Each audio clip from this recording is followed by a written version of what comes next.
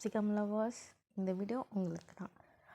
கடாயில் கொஞ்சம் எண்ணெய், கடுகு, சீரகம், சோம்பு, கருவேப்பிலை, வரமிளகாய் இதெல்லாம் போட்டு நல்லா வதக்கினதுக்கப்புறம் இடித்து வச்ச வெங்காயமும் கொஞ்சம் குட்டி குட்டியாக கட் பண்ண பூண்டையும் போட்டு நல்லா வதக்கி விட்டுருங்க, பச்சை வாசனை போகிற வரைக்கும்.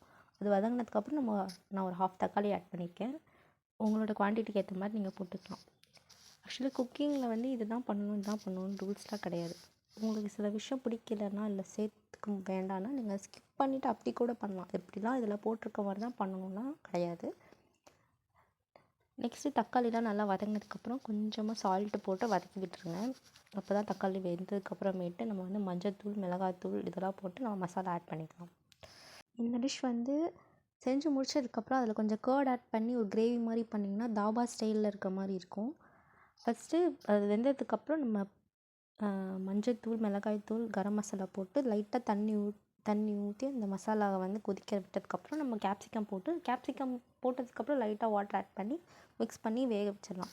இந்த மாதிரி எண்ணெய் பிரிஞ்சு வந்துருச்சுன்னா நம்ம டிஷ் ரெடி ஆகிடும். கடைசியாக கொத்தமல்லி தூவி பிளேட்டிங் பண்ணிட்டோம்னா டேஸ்ட்டாக இருக்கும். இது நம்ம கிட்ஸ்க்கு லஞ்ச் பாக்ஸ்க்குலாம் வெரைட்டி ரைஸ் மாதிரி கூட கொடுக்கலாம். இல்லை இதில் கர்ட் ஆட் பண்ணி கிரேவி மாதிரி கூட இட்லி, சப்பாத்தி, தோசை எல்லாத்துக்குமே சூப்பராக இருக்கும். நீங்களும் இதை ட்ரை பண்ணி பார்த்துட்டு எப்படி இருக்குன்னு சொல்லுங்கள். பாய்.